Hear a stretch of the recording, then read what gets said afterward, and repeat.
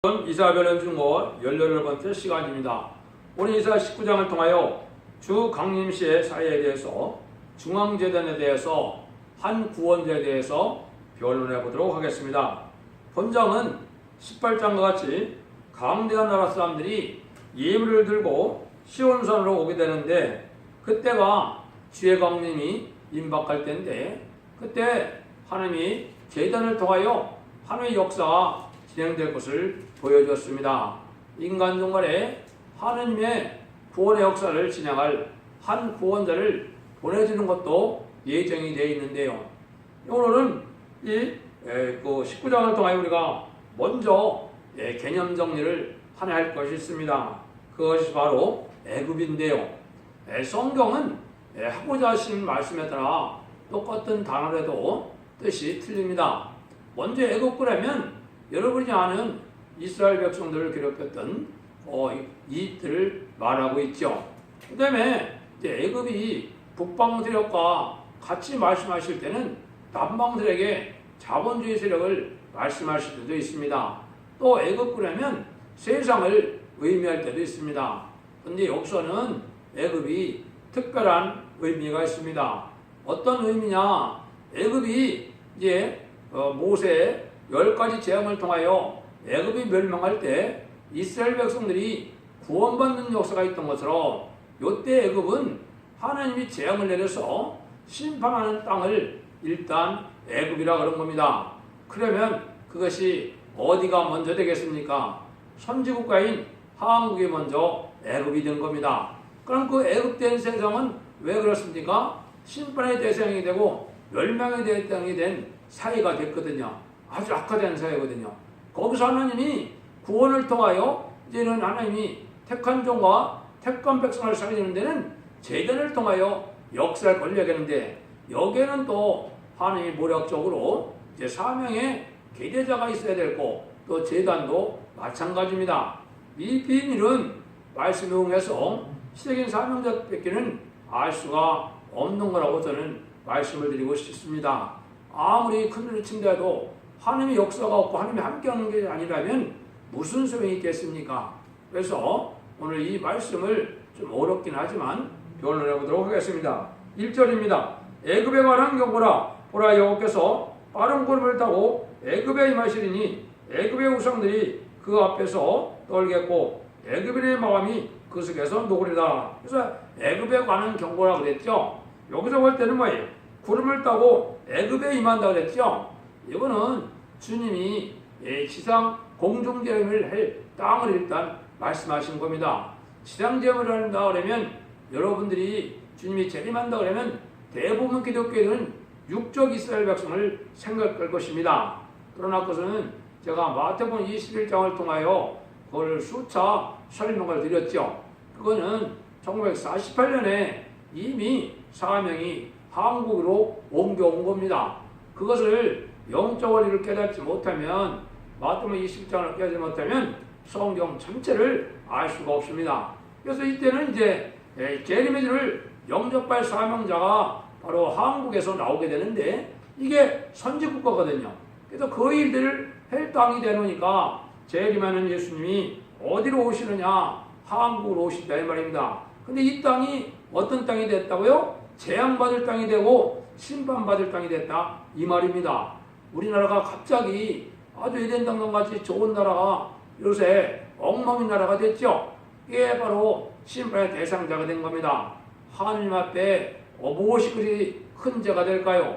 물론 WCG를 용납하는 것도 큰 죄지요. 또 공산당을 좋아하고 사는 것도 큰 죄입니다. 또 하나님의 백성들과 또 하나님의 또 이 나라 민족을 이 멸망의 길로 인도하고 사망의 길로 인도하는 것이 이게 큰 재앙이거든요. 그 열매는 어떻게 됐어요?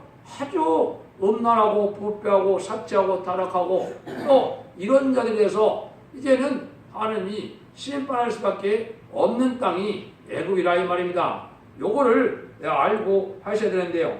이때 보니까 하나님이 이제 어떻게 했어요? 애굽의 우상들이 그 앞에서 떨겠고 애굽의 마음이 그 속에서 노리로다. 그런데 하나님이 지금까지는 잠잠해 계셨는데 하나님의 심판의 역사가 나타날 때는 애굽의 마음이 다 떠온다 그랬고 녹는다 그랬죠.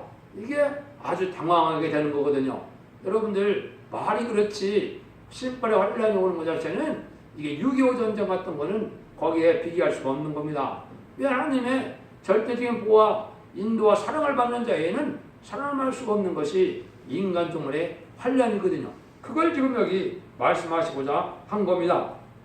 그래서 그때 우상을 섬기는 자들이 많은데 우상적인 것은 진리 중심으로 하나님 중심 말씀 중으로 살지 않는 것은 기독교인이라 하더라도 그건 우상이 되는 겁니다. 왜 그렇습니까? 예식적이고 형식적이고 교파 중심으로 위해서 자기의 유익을 구하고 자기 권세를 명예를 탐하는 이런 것은 참다운 신앙이 아니거든요. 또 믿음이라는 것은 하나님의 말씀을 지켜 우리가 심령통해를 받고 몸에 오는 변화를 받는 것이 이게 신앙이거든요. 전혀 그냥 세상 사는 거와 변화가 전혀 없는데 교회만 댕겼대서 구원의 역사가 가는 것이 아닙니다. 여러분들 이걸 잘 아셔야 되거든요. 그러니까 여기에 보면 이제 아주 마음에 녹는다 그랬죠. 이런 것은 이제 하나님이 징계로 내린 것이 유교 사변인데요. 그래서 유교 사변에서 다시 재침의 역사가 나온다고 한 것이 이사야당 7절에 민족이 민족을 치는 나라라 그 얘기를 한 거거든요. 이게 이제 한국의 북방환란을 얘기한 겁니다. 그럼 2절을 보시죠. 그가 애굽인을 격동하사 애굽을 치게 하리니 그들이 각기 형제를 치며 각기 이웃을 칠 것이며 성읍이 성읍을 치며 나라가 나라를 칠 것이며 얼마나 이게 강박한 세상이 되느냐 완악한 세상이 되느냐 자기 나라가 자기 나라를 친다는 거죠. 그게 1차적으로 6.25 동란이 그렇게 된 겁니다. 같은 민족이 같은 민족을 친 거죠. 근데 또 그런 일이 있어요. 근데 지금 사회적으로 이게 계층적으로 지역적으로 우리나라가 얼마나 많이 분열됐습니까? 서로 증오하고 미워하고 사상적으로도 도저히 요즘에는 함께 살 수 없는 사람들이라는 것을 절감하게 되는 거죠. 이게 지금 한국의 상황이에요. 그래서 이런 상황이 됐기 때문에 하나님이 이제 악의 무리가 있고 거기에는 의의 무리가 있거든요. 근데 악의 무리는 뭐가 악의 무리입니까?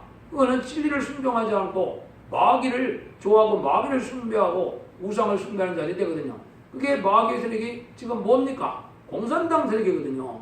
근데 공산당 세력을 좋아해서 친중 친북 정책에 용공 협상자들이 되고 또 이제 기독교는 WC를 용납하고 WC는 이거는 1948년에 소련에서 이것은 공산당의 자금으로 공산당 사상을 맹세하고 거짓 선지자들이 나온 거거든요.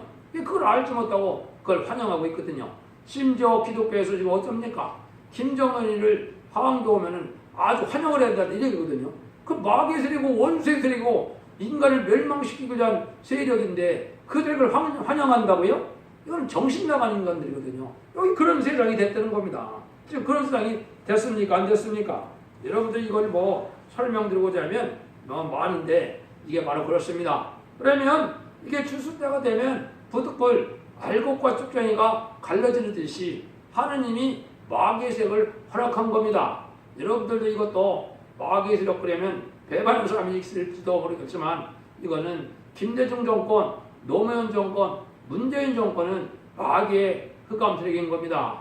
공산당 자체는 하느님을 부인하고 주님을 대적하는 세력이거든요.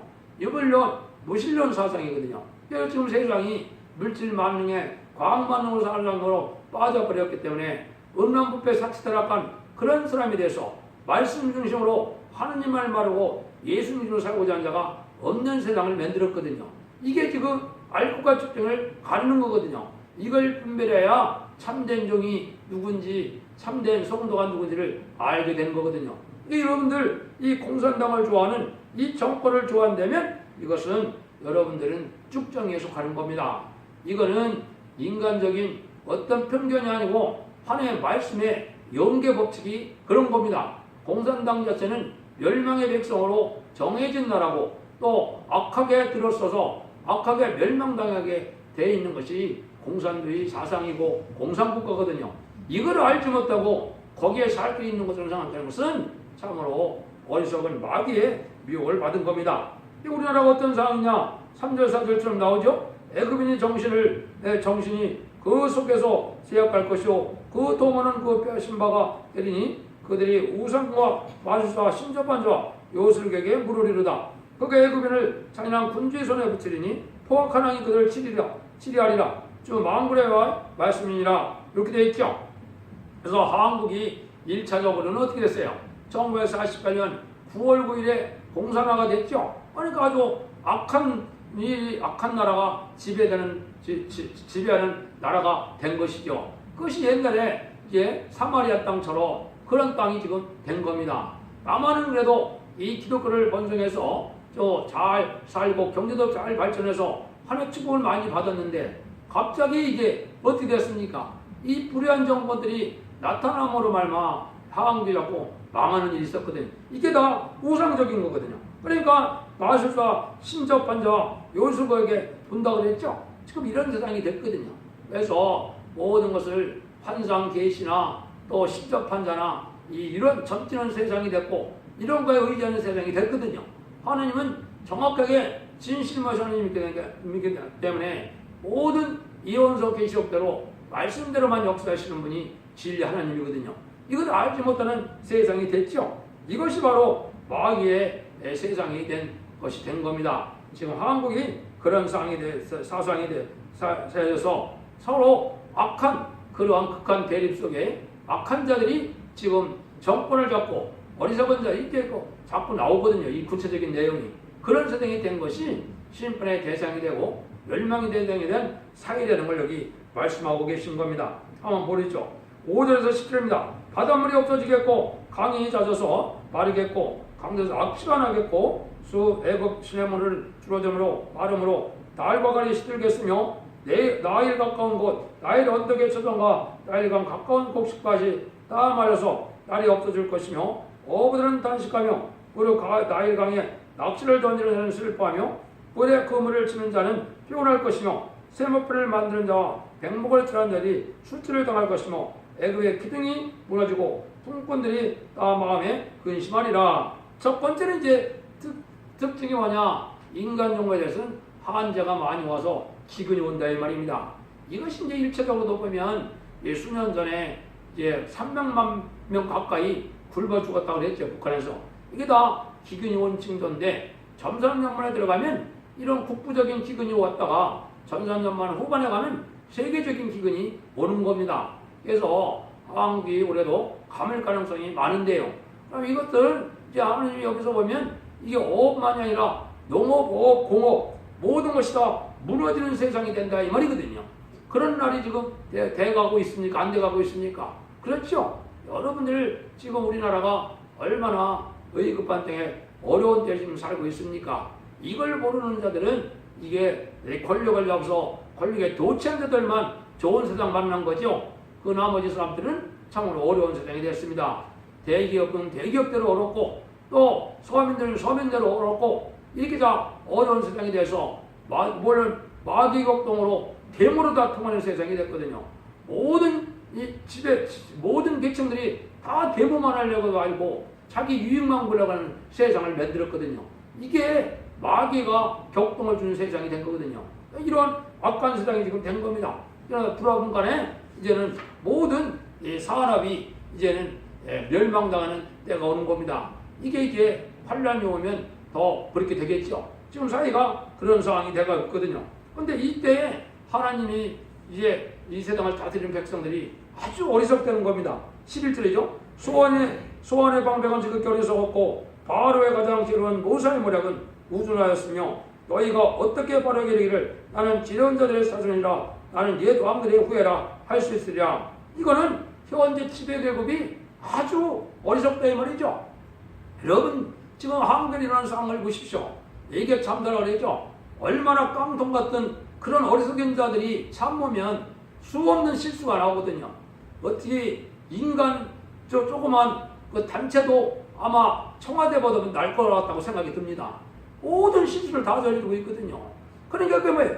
전부 공부도 제대로 하지 못하고 데모만 했던 사람들이 지금 나라를 좌지우지하니까 여기 소환의 방법이 지극히 어리석었다고 그랬죠. 이게 요즘에 나타납니까? 안 나타납니까?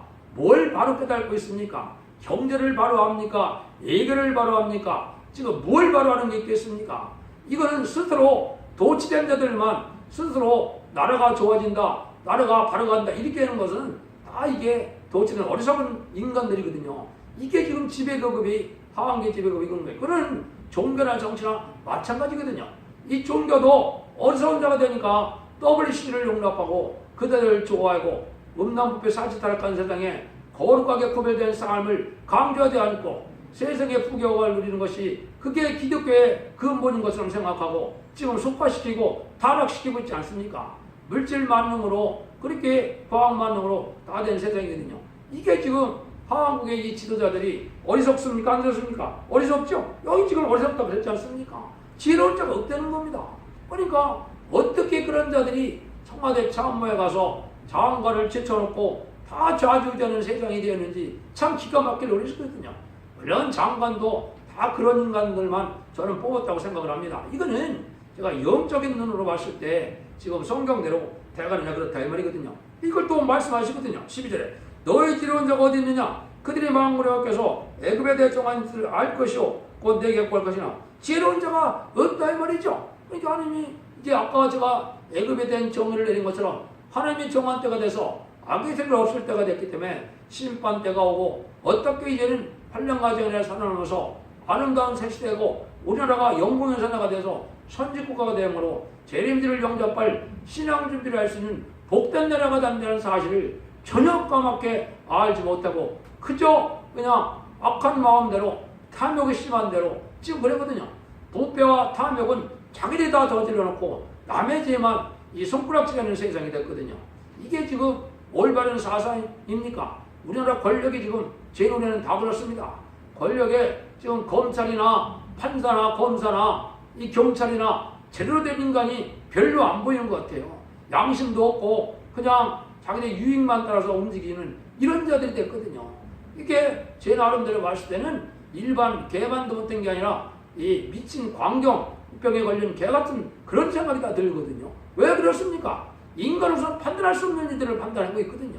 그게 얼마나 잘못된 겁니까? 여기 그렇게 나와 있다는 거 아닙니까 지금? 그런 사람들이 여기 많다는 겁니다. 그래서 다 호소를 해서 술 취한 자가 비틀거리는 것처럼 그렇다 이 말입니다. 지금 그렇습니까? 안 그렇습니까? 이게 마귀의 설득한 감화를 받아서 사악한 인간들이 된 겁니다.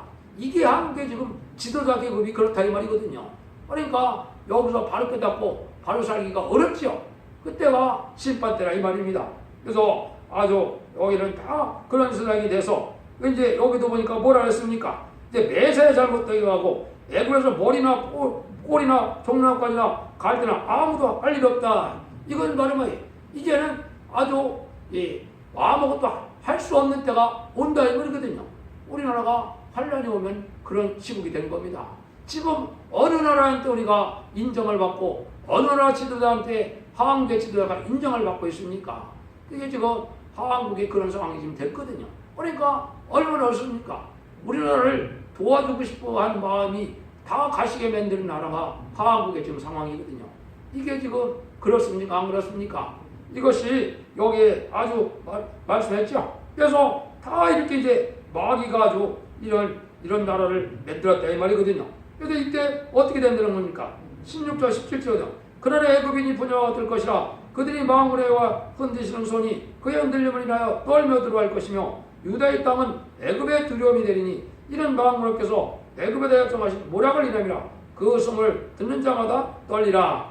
그런데 이러한 형편없는 나라에서 무슨 일이 벌어진다는 겁니까? 하느님의 종들이 일어나는 새로운 역사가 진행된다는 겁니다. 이게 한국을 통하여 이제 한국도 남북 통일도 하나님의 종들이 하게 되고 세계 통일의 역사도 한국의 종들이 주축이 돼서 이루어지거든요. 이게 바로 뭐냐? 14만 4천 명의 변화성들을 일으키는 종들이 한국에서 나타나므로 이제는 말세 사명자 14만 4천을 이겨서 나중에는 아마겟돈에서 세종승리함으로 세계 통일의 평화를 이루는 일이 한국에서 일어난다 이 말입니다. 그래서 이제 세상 사람들이 다 깜짝 놀라게 된다 이 말이거든요. 이런 날이 구체적으로 이루어진다 이 말이거든요. 이게 참으로 놀랍죠. 그래서 한국이 이런 극관상에 올 때 옛날에 모세 같은 지도자가 한국에 나타나므로 세계적인 지도자가 돼서 세상을 좌지우지할 수 있는 나라가 되는 것이죠. 지금은 이제 패권 국가가 미국이기 때문에 미국이 좌지우지하는 세상이지만은 이제 얼마 있으면 한국에 영권과 물건이 다 오기 때문에 한국에서 전 세계를 좌지우지할 수 있는 세상이 곧 오게 되는 겁니다. 이게 심판의 말을 통해서 이룰 거예요. 여기도 아주 애굽의 땅에 두려움이 된다 그랬죠. 세상 사람들이 다 이제 두렵다 이 말이죠. 근데 이제 애굽에 대한 모략이라 했죠. 한국에 대한 모략이 있다 이 말이거든요. 여기 이제 하나님의 섭리가 이루어지는 날을 여기 말씀하시는 겁니다. 이게 그런데 어느 시점부터 이런 일이 이루어질 것이냐, 이것이 이제 18절이에요. 그날 애굽 땅에 가나안 방언을 말하며 왕으로 여호와를 가리켜 맹세하는 다섯 사람이 있을 것이며 그중 하나를 장망성이라 칭하리라. 이런 역사는 언제부터 시작이 되느냐? 이거는 이 세상에 다섯 나라의 강국이 나타날 때다. 이게 언제입니까? 이게 1948년 10월 24일에 유엔이 창설되면서 유엔 안전보장이사회가 나타났죠. 이때부터 그렇다는 말입니다. 이때 한국은 어떻게 됐습니까? 1948년 8월 15일 한국이 독립을 했거든요. 그렇죠? 건국을 했거든요. 이때가 바로 인간 종말이라 이 말입니다. 그때부터 하나님의 역사는 준비가 되고 예비되고 이루어졌던 거거든요. 이게 한국의 종말적인 역사가 진행될 때를 얘기한 거거든요. 근데 그중 하나를 장망성이라 시간이라 그랬죠. 장면 망할 놈들이라는 거죠. 이게 누굽니까? 그 중에 공산당이 들어가 있거든요. 이 공산당 자체는 이미 아마겟돈 때 가면은 완전히 멸망하면서 악인과 죄인은 회개하는 사람들은 물론 살아남지만 얘기했지 못한 악인과 죄인은 한 명도 못 살아남는 거거든요. 이게 이제 나오면서 3장에도 그게 나와 있거든요. 그런 일들로 하나님의 역사가 이 땅에 진행된 것이거든요. 그래서 이때 그런 세상이 왔다가 협상 세력이 용공 협상자들이 나타난 때가 이게 인간 종말이라 이 말이거든요. 그걸 여러분들이 모든 말씀을 통해서 우리가 알아야 되거든요. 그때 그럼 하나님은 망할 세상이 하나님은 내비두느냐? 아니라는 겁니다. 구원의 섭리를 이루어가는 날이 온다 이 말이죠. 그날이 언제냐? 19절입니다. 그날에 애굽 땅 중앙에는 여호와의 제단이 있겠고 그 병영에는 여호와의 기둥이 있을 것이요 애굽이 애굽 땅에서 왕물이 여호와여 표적과 증거가 되리니 이는 그들이 압박하는 자의 영으로 부르짖겠고 여호와께서 한 구원자 보호대를 보내서 그들을 건지실 것이라. 그런데 하나님이 이 구원의 역사를 하니까 하나님의 말세사명들을 일으켜야 되겠죠. 그것이 바로 애굽 땅 중앙에 제단이 있다 이 말입니다. 여호와를 위한 제단이라 했죠. 하느님의 제단이 세워지는데 이거는 1965년 5월 15일이 해당이 된 겁니다. 그런데 그런 일들이 진행되다가 하나님이 이제 어떤 날이 벌어진다고요? 여기에 보니까 이제는 표적 같은 걸 삼고 또 한 구원자를 보낸다 이 말이죠. 근데 이때가 이제 중요한 때, 이때가 이제 21세기 초가 되는 겁니다. 성경적으로는 20세기가 종말인데요. 20세기 중반, 후반이 이제 종말이고 21세기는 새로운 역사가 나타날 걸 보여준 겁니다. 그래서 한 구원자가 나오는 때가 온다 이 말이죠. 이거는 바로 뭐냐? 인간 종말에 14만 4천 명의 변화를 일으킬 구원의 능력의 종이 나타날 걸 얘기한 거거든요. 이거를 예수님이라고 생각하시면 안 됩니다. 예수님은 이미 만왕의 왕이 되셔서 세상을 구원하는 역사를 진행하신 건데 그 사명을 말씀사명을 통하여 다시 인간 종말에 재림의 주를 영접하는 사명자들이 그 사명을 할 걸 얘기하는 거거든요. 이것이 이제 큰 비밀이 되는 겁니다. 그래서 이 표적 같은 거는 어디에 나와야 되냐? 이거는 유에서 2장 29절 30절에 보면 나와 있거든요.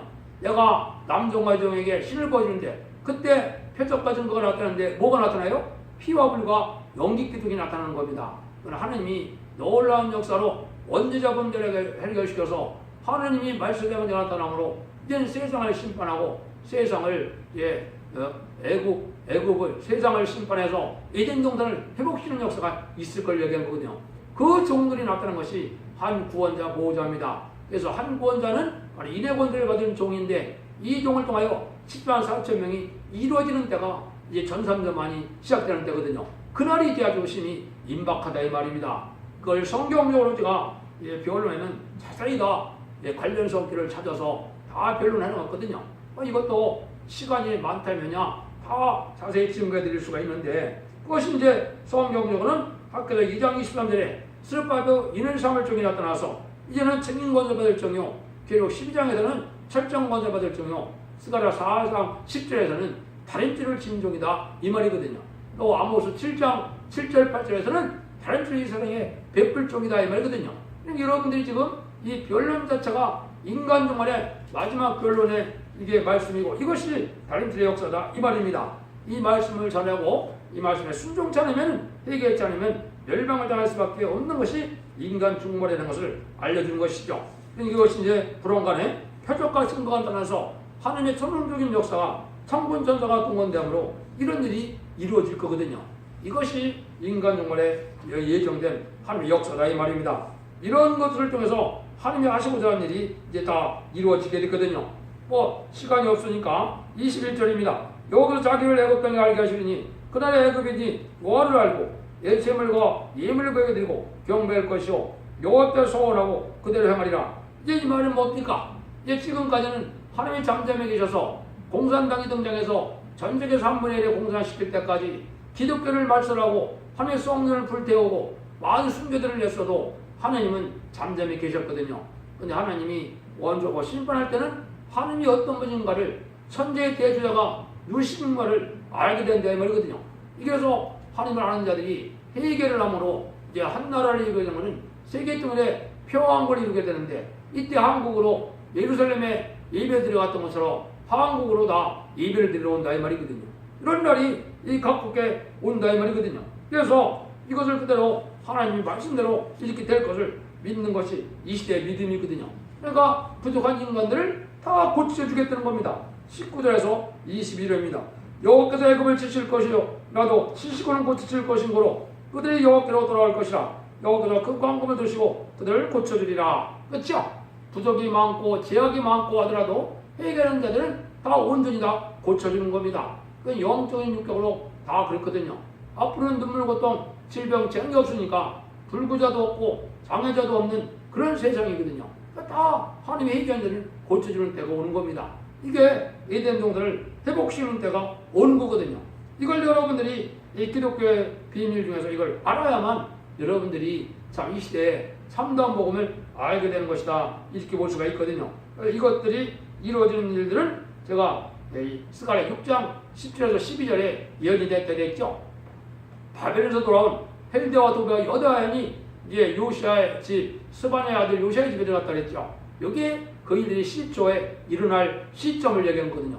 이것이 2002년 11월 24일부터 시작이 된 겁니다. 그래서 하나님의 역사가 본격적으로 말세 역사가 진행하고 지금은 말세 정중이 성부정 정도에 예비되는 기간이고 이를 대중적으로 14만 4천 명을 일으키는 날이 도래하게 되는 겁니다.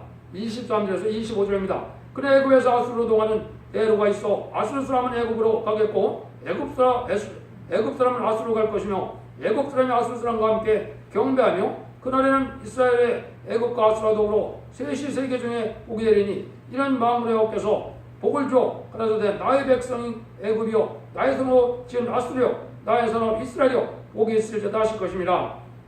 세 가지 민족들이 이제 다 복을 받게 된다 이 말이죠.